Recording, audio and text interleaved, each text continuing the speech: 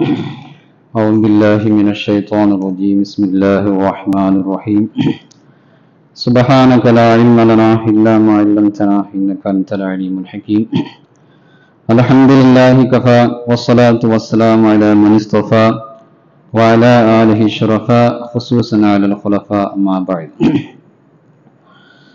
فقد قال الله تعالى في القرآن العظيم والفرقان المجيد: والعاديات ضبحا فالموريات قدحا فالمغيرات صبحا فأثرن به نقعا فوسطن به جمعا إن الإنسان لربه لكنود.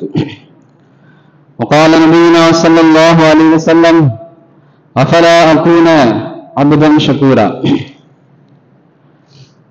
கண்ணியத்திற்குரிய அல்லாஹ்வின் நல்லடியார்களே, அல்லாஹு ஜல்ல ஷானஹு வ தஆலா இந்த உலகத்திலே நம்மை நிம்மதியாக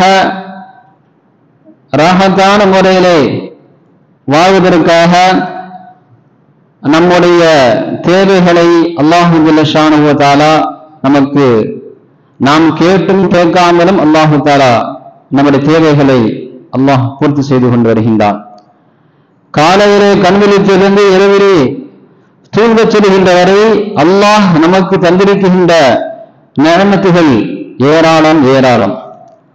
அல்லாஹு ஜல்ல ஷானஹு வ தஆலா குர்ஆன் ஷரீஃபிலே இப்படி சொல்லி காட்டுவான்: வஇன் தஅது நிஅமத்துல்லாஹி லா துஹ்ஸூஹா. அல்லாஹ்வுடைய நிஅமத்தை நீங்க எண்ண ஆரம்பித்தால் லா துஹ்ஸூஹா, அவன் வழங்கிய நிஅமத்துகளை நீங்கள் எண்ணி முடிக்க முடியாது என்பதாக அல்லாஹு ஜல்ல ஷானஹு வ தஆலா அல் குர்ஆன் ஷரீஃபிலே குறிப்பிட்டு காட்டுகின்றார். ஹதரத்னா அபூபக்கர் இப்னு அப்துல் முஸ்னி ரஹிமஹுல்லாஹ் அவர்கள் சொல்லி காட்டுவார்கள், அல்லாஹ்வுடைய நிஅமத்து எப்படிப்பட்டது என்பதை விளங்கிக் கொள்வதற்கு சொல்லி காட்டுவார்கள். இப்படி: இப்னு ஆதம் இதா அரத்த அன் தஅலம கதர மா அன்அமல்லாஹு அலைக ஃபகம்மித் ஐனைக என்று சொல்வார்கள். நாமெல்லாம் அல்லாஹை பற்றி பல நேரங்களிலே குறைபட்டுக் கொள்வது உண்டு. பல நேரங்களிலே அல்லாஹை பற்றி நாம் குறை கூறுவது உண்டு. அல்லாஹு தஆலா எனக்கு என்ன செஞ்சிருக்கிறான், அல்லாஹு தஆலா என்ன கவனிக்கல, அல்லாஹு தஆலா என்ன சோதிக்கிறானே, யார் யாரெல்லாமோ எப்படியோ இருக்கிறார்கள், இந்த உலகத்திலே பாவங்களை செய்யக்கூடிய அட்டூழியங்களை புரியக்கூடிய மக்கள் எல்லாம் நிம்மதியாக மகிழ்ச்சியாக வாழ்கிறார்களே, நான் இவ்வளவு இபாதத்துகளை அல்லாஹ்வுக்கு நான் செய்கிறேன், அப்படி இருக்கின்ற பொழுது அல்லாஹ் என்ன மட்டும் சோதிக்கிறானே, அவனுக்கு கண் இல்லையா, காது இல்லையா, என்னை கவனிக்காமல் விட்டு விட்டான் என்று எத்தனையோ மனிதர்கள் அல்லாஹை பற்றி குறை கூறுவதை நாம் பார்க்கின்றோம். அல்லாஹை பற்றி தகுந்தவரமாக விளங்கி வாயாலுமே சொல்லக்கூடிய காட்சிகளை எத்தனை பேரை நாம் பார்க்கிறோம். அல்லாஹ் பற்றி சரியா அவங்களுக்கு புரியல. அல்லாஹ்வுடைய வல்லமை, அல்லாஹ்வுடைய ரஹ்மத் அவங்களுக்கு புரியவில்லை. அதைத்தான் அவங்க சொல்றாங்க, அபூபக்கர் இப்னு முஸ்னி ரஹிமஹுல்லாஹ் சொல்றாங்க, அல்லாஹ் உனக்கு வழங்கிய நிஅமத்துடைய கண்ணியத்தை நீ புரிய வேண்டும் என்று சொன்னால், அல்லாஹ் உனக்கு கொடுத்திருக்கிற அந்த நிஅமத்துடைய தாத்பரியத்தை, கண்ணியத்தை, மாண்பை நீ புரிய வேண்டும் என்று சொன்னால் ஃபகம்மித் ஐனைக, இந்த இரண்டு கண்களையும் மூடிக்கொண்டு கொஞ்ச நேரம் நடந்து போ அப்படின்னு சொல்லுவாங்களாம். என்னங்க ஆகும்? ரோட்ல போறோம், நமக்கு நல்ல பார்வை தெளிவா இருக்கு, நல்லா பாக்குறோம், ஒரு கண்ணை மூடிட்டு ரோட்ல ஒரு 10 அடி 20 அடி நம்மளால போக முடியுமா? போனா என்ன ஆகும்? நம்ம உயிருக்கு கேரண்டி கிடையாது இல்லையா? அப்ப அல்லாஹ் தஆலா உனக்கு எவ்வளவு பெரிய கண்ணை அல்லாஹ் தஆலா கொடுத்திருக்கிறான், அது இவ்வளவு பெரிய நிஅமத்து, நீ சிந்திக்க வேண்டாமா? அதான் சொல்றாங்க, அல்லாஹ்வுடைய நிஅமத்துடைய தாத்பரியத்தை, வல்லமையை நீ புரியணும்னா ஃபகம்மித் ஐனைக, இரண்டு கண்களையும் கொஞ்சம் மூடிக்கொண்டு நீ போப்பா, அப்ப அல்லாஹ்வுடைய வல்லமை, அல்லாஹ்வுடைய நிஅமத்து என்னன்னு உனக்கு தெரியும் என்பதாக சொல்லி காட்டுவாங்களாம். அப்படித்தானே?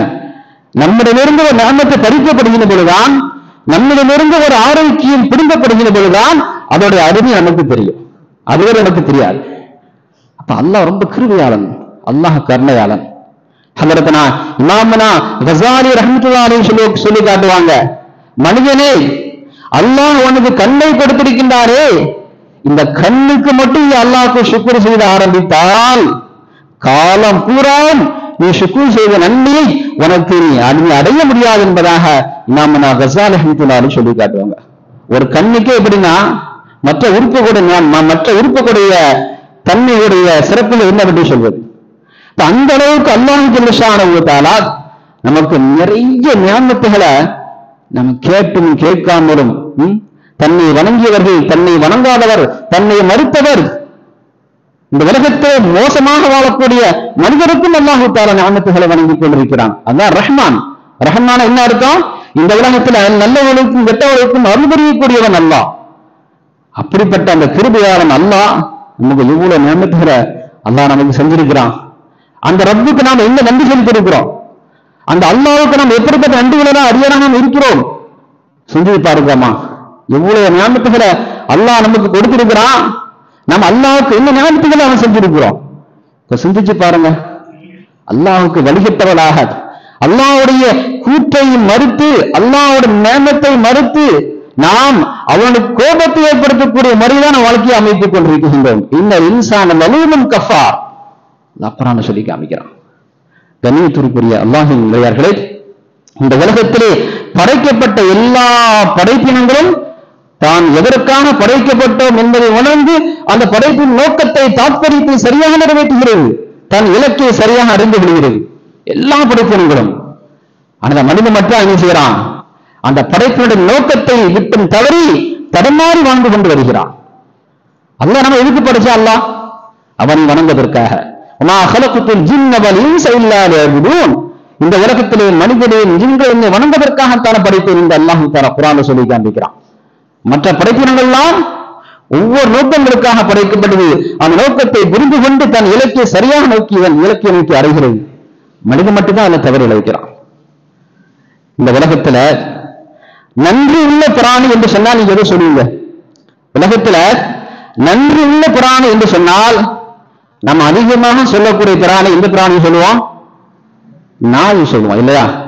நாயே நன்றி உள்ள பிராணி அப்படின்னு சொல்லுவோம். இப்படி ஒவ்வொருவரும் சில பிராணிகளும் சொல்லுவாங்க.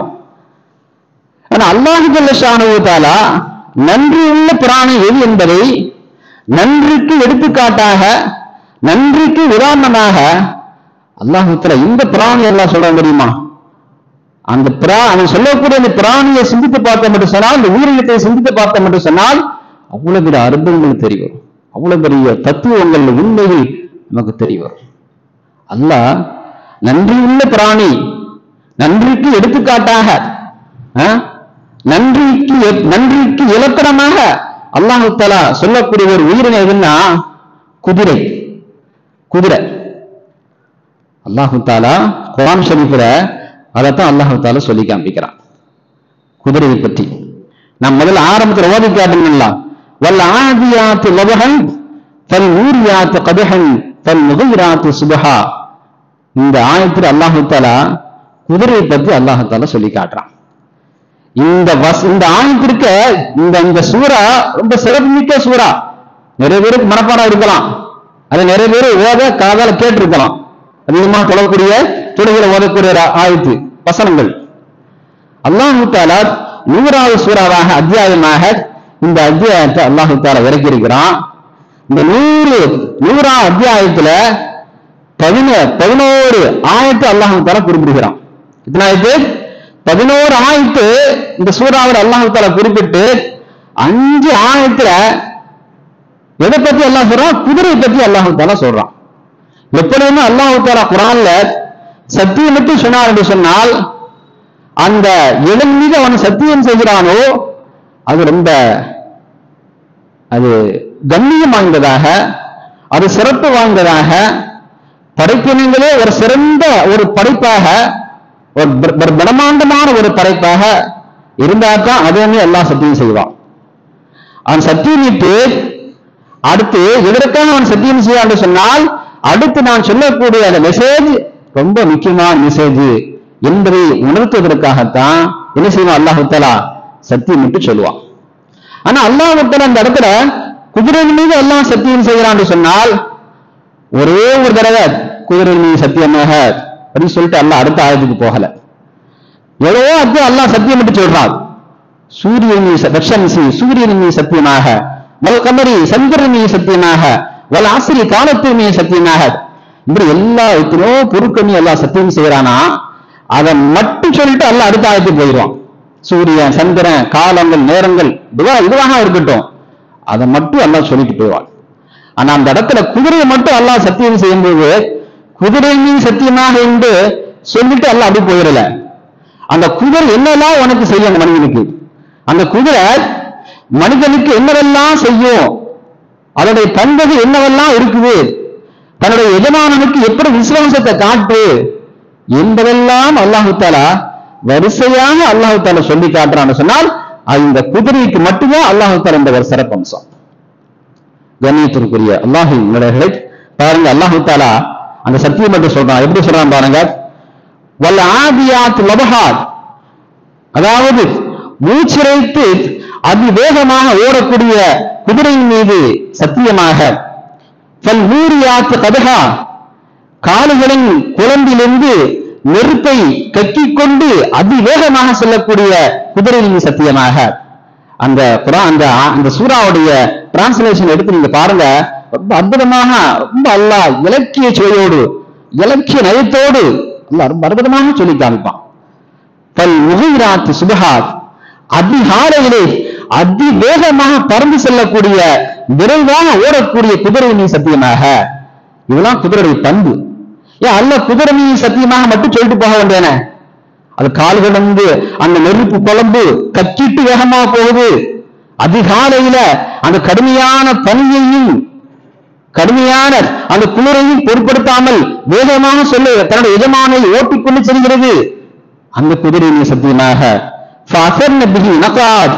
அப்படி வேகமாக அந்த குதிரையை செல்லும் பொழுது புழுதியை கத்திக்கொண்டு வேகமாக செல்லக்கூடிய குதிரையின் சத்தியமாக.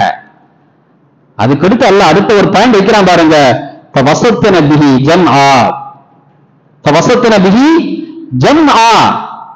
அந்த குதிரை எதிரியுடைய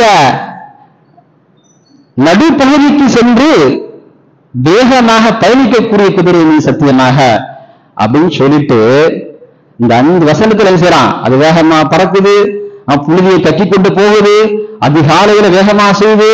5 வசனத்துல அல்லாஹ் தஆலா குதிரையை சத்தியமிட்டு அவன் சொல்லக்கூடிய மெசேஜ் என்ன தெரியுமா? அதான் முக்கியமான மெசேஜ். இன்னல் இன்சான் ரப்பிஹி லகனூத், டே மனிதரே, நீ உன் ரப்புக்கு நீ நன்றி கெட்டவனாக இருக்கிறாயே அல்லாஹ் சொல்றான்.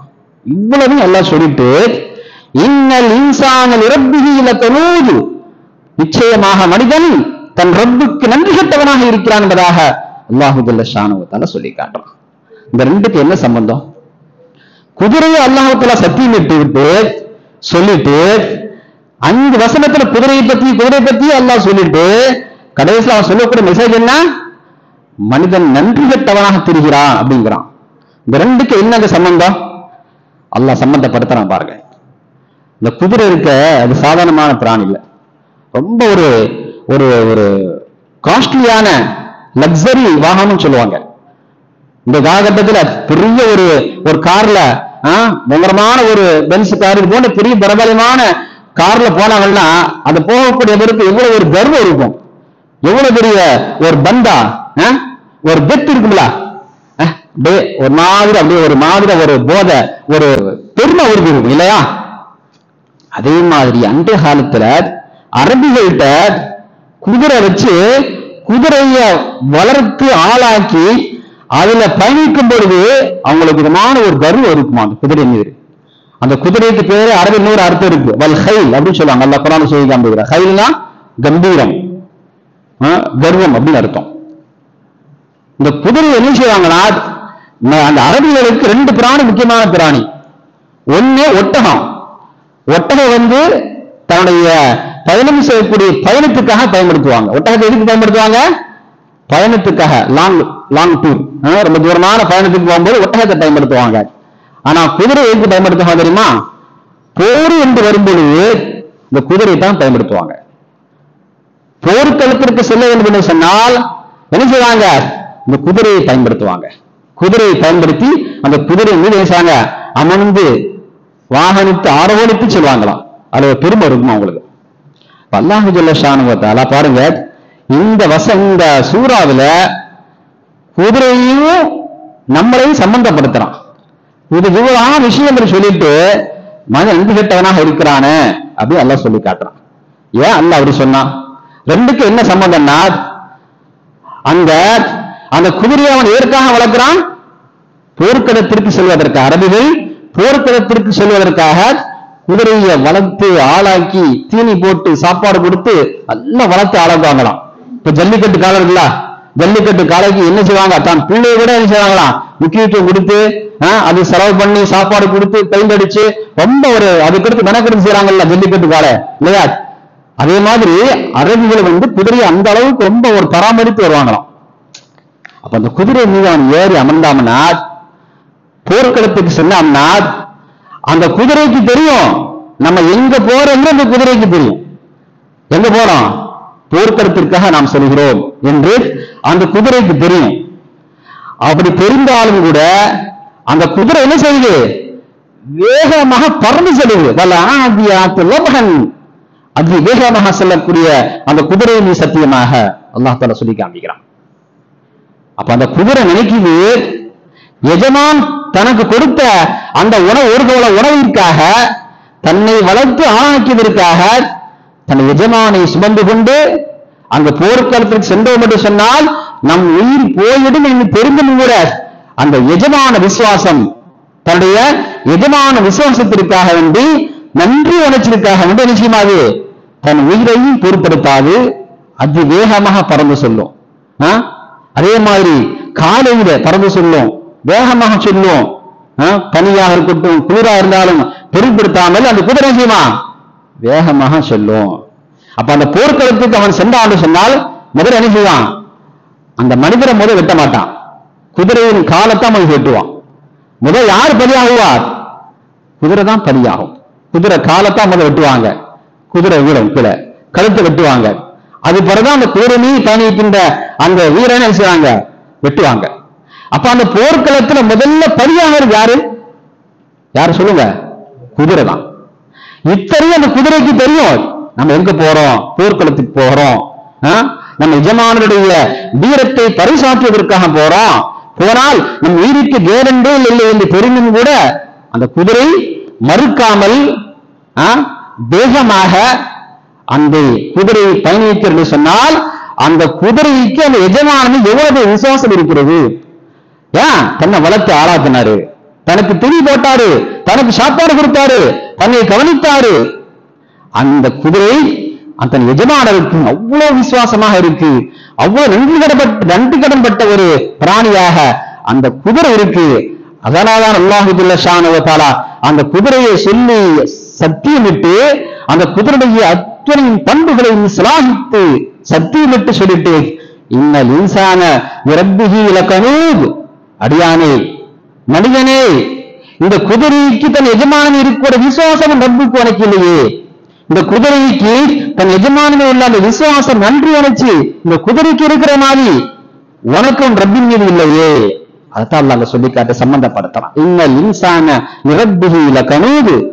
அல்லாஹ் அந்த இடத்துல இன்னல் இன்சான லில்லாஹி லகனூத்னு சொல்லல, அல்லாஹ்வுக்கு அவன் நன்றி கெட்டவனாக சொல்லல. அல்லாஹ் தஆலா எப்படி சொல்லலாம்? நீ ரப்பிஹி, தன்னை வளர்த்து ஆளாக்கிய அந்த ரப்புக்கு நன்றி கெட்டவனாக இருக்கிறான். அரபில ரப்புனா என்ன அர்த்தம்? வளர்த்து ஆளாக்குனவர். ரப்புனா வளர்த்து ஆளாக்குறவருக்கு ரப்புன்னு சொல்லுவாங்க. அப்ப அந்த குதிரை எப்படி வளர்த்து ஆளாக்கினானோ அந்த எஜமானருக்கு அந்த குதிரை எவ்வளவு விசுவாசமா இருக்கு, எவ்வளவு நன்றி கடன் பட்டிருக்கு. அதே மாதிரி மனிதனே, இன்னல் இன்சான ரப்பிஹி, ரப்புக்கு உன்னை வளர்த்து ஆளாக்கிய ரப்புக்கு நன்றி கெட்டவனாக இருக்கிறாயே என்று என்ன செய்யறான்? அல்லாஹ் தஆலா குர்ஆனை கேட்கிறான் என்று சொன்னால் ரொம்ப சிந்திக்க விஷயமாக இருந்து கொண்டிருக்கிறது. அந்த அளவுக்கு அல்லாஹ் ஜல்ல ஷானஹு வ தஆலா இன்சிராத் ரொம்ப அற்புதமாக அல்லாஹ் இன்சிராத் இந்த குதிரையை பற்றி அல்லாஹ் தஆலா சொல்லி காட்டுறான். அதனால தான் இன்சிரான் மற்ற இடங்கள்லாம் சாதாரணமா சொல்லி போயிடும். அல்லாஹ் சூரியன் மீது சத்தியம், சந்திரன் மீது சத்தியம், அது என்னெல்லாம் செய்யலாம் சொல்ல மாட்டான். அல்லாஹ் இந்த சூரியன் என்னெல்லாம் செய்யும் சொல்ல மாட்டான். காலத்தின் மீது சத்தியமாக ஒரே வார்த்தை சொல்லி முடிச்சு எல்லாம் போயிடுவான். நான் குதிரையை மட்டும் அல்லாஹ் என்ன சொன்ன 5 வசனத்தை எல்லாம் சொல்லி காட்டுறான். அப்ப எப்படி நம்ம அல்லாஹ்வுக்கு நன்றி உள்ள அடியானாக இருக்கணும் என்கிறதுக்காக அல்லாஹ் என்ன செய்றான்? ஒரு உதாரணத்தை ஒரு ஓலைய அழகான முறையை சொல்லி காட்டு நம்ம ரொம்ப நம்மள கண்ணத்தை அறையிற மாதிரி மண்டல குற்ற மாதிரி அல்லாஹ் சொல்லி காட்டுறான். இன்ன ஈசான ரப்பிஹி லகனூத், மனிதன் நன்றி கெட்டவனாக இருக்கிறான் என்பதாக அல்லாஹு ஜல்ல ஷானஹு தஆலா அன்சிரான் குர்ஆன்ல ரொம்ப தெளிவாக சொல்லி காட்டுறான். கண்ணியத்திற்குரிய அல்லாஹ்வின் முறைகளே நாம சிந்தித்து பார்க்கணும். நம்ம அல்லாஹ்வுக்கு என்ன நன்றி செஞ்சிட்டோம், அல்லாஹ்வுக்கு நம்ம என்ன செய்யறோம், என்ன நன்றி செய்யறோம். அல்லாஹ் எவ்வளவு நியமத்தை எல்லாம் நமக்கு கொடுத்திருக்கிறான். அந்த நியமத்துக்கெல்லாம் நீங்க கணக்கு பார்த்து நீங்க அந்த நன்றி செலுத்த ஆரம்பித்தா காலம் பூராவும் அவனுக்கு நன்றி செஞ்சுட்டே தான் இருக்கணும். அல்லாஹ் தொழுது கொண்டுதான் இருக்கணும், எதுவுமே செய்ய முடியாது. ஆனா அல்லாஹ் என்ன எதிர்பார்க்கிறான், அப்படியே எதிர்பார்க்கிறான். அல்லாஹ் எனக்கு நன்றி செலுத்திட்டே இருக்கணும், என்னை வணங்கிட்டே இருக்கணும் அப்படின்னு அல்லாஹ் எதிர்பார்க்கல. அல்லாஹ்வுக்கு நன்றி செலுத்துங்கிறது 3 விதமான தன்மைகள் இருக்கு. ஒன்று நாவினால சொல்லுது, அல்லாஹ்வுக்கு என்ன செய்ய நாவினால் நன்றி செலுத்துறது.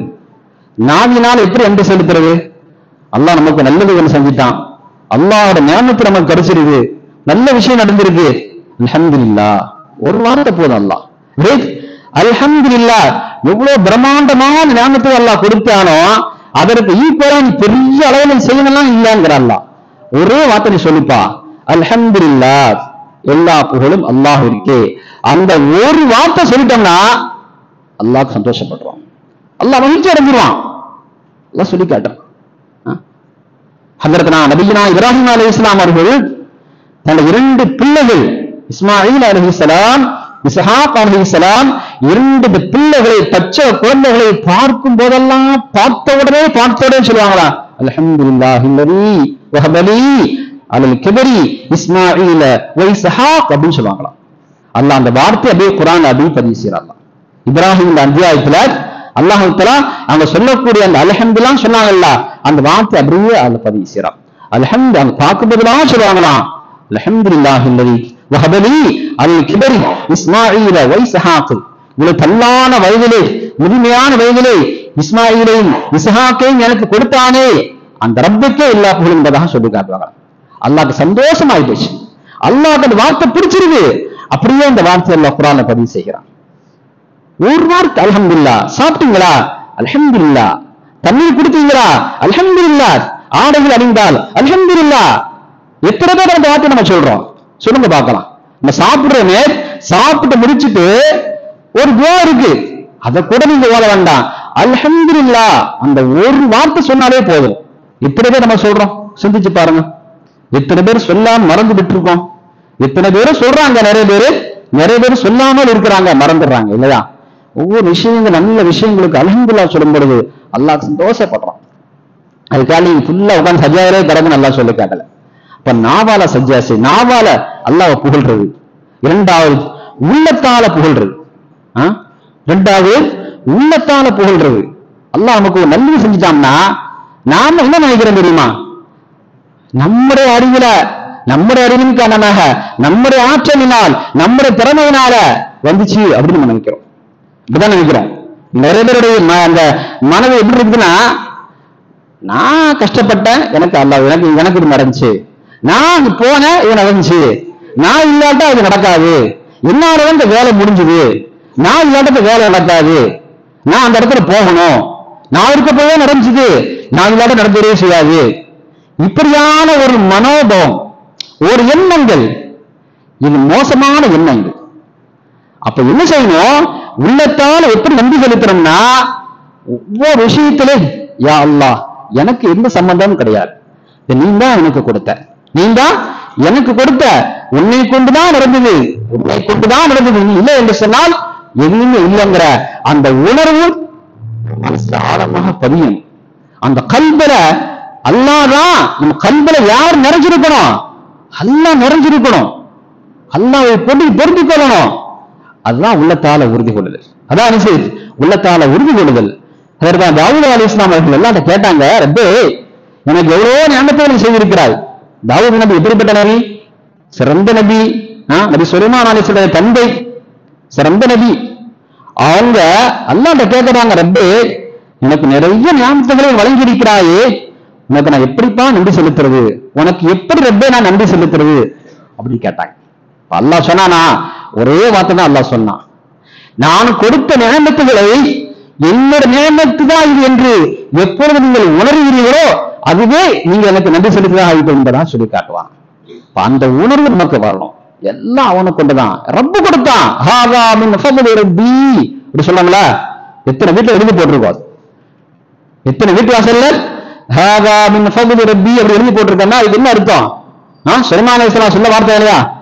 இது ரப்பு கொடுத்தது, ரப்பின் அருள்கொடை அப்படி சொன்னாங்கல்ல, குர்ஆன்ல வரக்கூடிய வாசகம் தானே. அப்ப எல்லாமே அல்லாஹ்ட்ட ஒப்படைச்சிடணும்.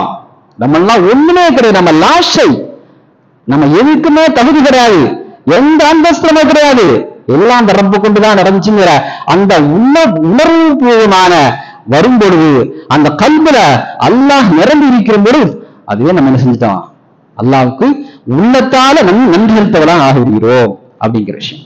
இது ரொம்ப டீப்பா சொல்ல வேண்டிய விஷயங்கள், நேரம் இல்லை. மூன்றாவது, உடல் உறுப்புகளா என்ன செய்யணும், அல்லாஹ்வுக்கு நன்றி செலுத்தணும். உடல் உறுப்புகளால் நம்ம அல்லாஹ்வுக்கு நன்றி செலுத்தணும்.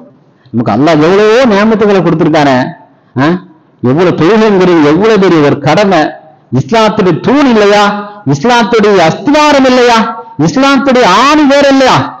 அந்த ஆணி வேற நாமே செய்யறோம், தகர்த்து தெரிகிறோம், புட்டிட்டு வீசுறோம். 24 மணி நேரத்துல 1 மணி நேரம் கூட தொழுகைக்காக நேரங்கள் ஆகாது. ஒரு 50 நிமிஷம் ஒரு வக்துக்கு ஒரு 10 நிமிடங்கள் ஒதுக்கி சொன்னால் ஒரு 50 நிமிடம் சரியாயிரும். எத்தனை பேர் நம்ம தொழுகிறோம்? ஜும்மாவுக்கு எவ்வளவு பேர் வாரோம், ஆனா மறு வக்துக்கு பார்த்தா தொழுகை ஆளக்கணும், பள்ளிவாசல் ஆளக்கணும். இப்ப நம்ம என்ன அல்லாஹ்வுக்கு வணங்குறோம்? நம்முடைய வணக்கத்துல எவ்வளவு குறைபாடு, நம்முடைய வணக்கத்துல ஜீரோவாக நாம் இருக்கிறோம்.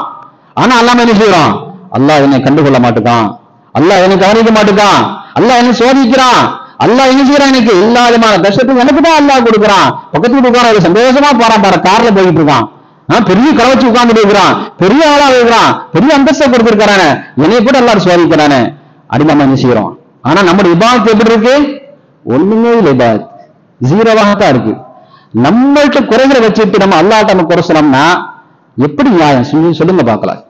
அப்ப என்ன செய்யணும், உடல் உறுப்புக்களா அல்லாஹ்வுக்கு சுக்ர் செய்யணும். நம்முடைய ஒவ்வொரு உறுப்பு கூட அல்லாஹ்வுக்கு தலை வணங்கணும்.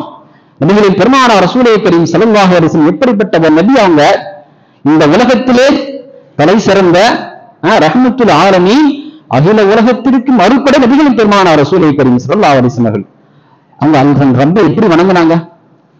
அந்த ஆயிஷா ரலியல்லாஹு தஆலா கேட்கிறாங்க, புகாரியில் பதிவு செய்யப்பட்ட ஹதீஸ், நபிகள் நாயகமே ஹதீஸ்ல வருது, சாதாரண காலகட்டங்கள்ல இரவு நேரங்கள் எப்படி வணங்குவாங்கன்னா ஹத்தா தபர்ரமத் கதமாஹு அப்படின்னு ஒரு ஹதீஸ்ல புகாரில வருது, தங்களுடைய இரு பாதங்களும் வீங்கக்கூடிய அளவுக்கு அல்லாஹ் வணங்குவாங்களாம்.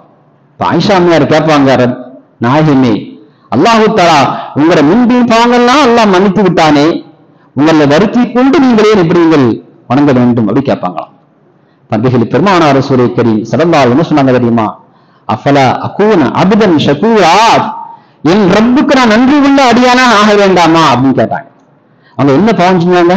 நபிகள் பெருமானார் ரசூலை கரீம் ஸல்லல்லாஹு அலைஹி வஸல்லம் முன்பின் பாவங்கள்லாம் மன்னிக்கப்பட்டவங்க, சிறந்தவங்க, அவங்க தன்னை உடலை வருத்தி கொண்ட தன் ரப்பை வணங்கினார்கள் என்று சொன்னால் அஃபலா அகூன அப்தன் ஷகூரா, என் இறைவனுக்கா நன்றி உள்ள அடியானாக ஆக வேண்டாமா என்று கேட்டார்கள் என்று சொன்னால் நம்முடைய வணக்க வழிபாடு எப்படி இருக்கணும் சிந்திச்சு பார்க்கணும். ஆக நம்முடைய உறுப்புகளால் நாவால் இறைவனுக்கு நன்றி செலுத்துவது, உள்ளத்தால் அல்லாஹ் கொடுத்த நியமத் என்பதை உள்வாங்கிக் கொண்டு பொருந்திக் கொண்டு உள்ளத்தால் நன்றி செலுத்துவது, மூன்றாவது நம்முடைய உடல் உறுப்புகளால் நன்றி செலுத்துவது. இப்படிப்பட்ட நன்றிகள் ஆகின்ற பொழுது அல்லாஹு ஜல்ல ஷானஹு தஆலா குர்ஆன்ல வாக்குறுதி கொடுக்கிறார், லஇன் ஷக்கர்தும் லஅஸீதன்னக்கும், நீங்க ஷுக்ர் செய்வீங்கன்னா லஅஸீதன்னக்கும், உங்களுக்கு நியமத்துகளை அள்ளி அள்ளி மென்மேல உனக்கு வழங்கிக் கொண்டே நான் வருவேன், எந்த குறையும் உனக்கு வைக்க மாட்டேன்பா, உன்னை சந்தோஷமா வச்சிருப்பேன் அப்படின்னு அல்லாஹ் சொல்றான். வலஇன் கஃபர்தும், என் நியமத்தை நீங்கள் மறுத்தீர்கள் என்று சொன்னால் இன் அஸாபி லஷதீத், என் அஸாபு வேதனை கடுமையானது கொடுமையானது என்பதாக அல்லாஹு ஜல்ல ஷானஹு வ தஆலா அல் குர்ஆன் ஷரீஃபை சொல்லி காண்பிக்கிறான். அல்லாஹு ஜல்ல ஷானஹு வ தஆலா நம் அனைவருக்கும் அல்லாஹ் தன் நியமத்துகளை அளவில்லாமல் கணக்கில்லாமல் நமக்கு ரிஸ்குகளை விஸ்தீர்ணமாக்கி அந்த ரப்புக்கு அவனுடைய நியமத்துக்கு உணர்ந்து அந்த நியமத்துகளுக்கு சுக்ர் செய்யக்கூடிய நல்ல அடியார்களாக அல்லாஹு தஆலா நம் அனைவரும் அனுப்பி வைப்பானாக. வாஹிர் தாவானா அல்ஹம்துலில்லாஹி ரப்பில் ஆலமீன். அஸ்ஸலாமு அலைக்கும் வரஹ்மத்துல்லாஹி தஆலா வபரகாத்துஹு.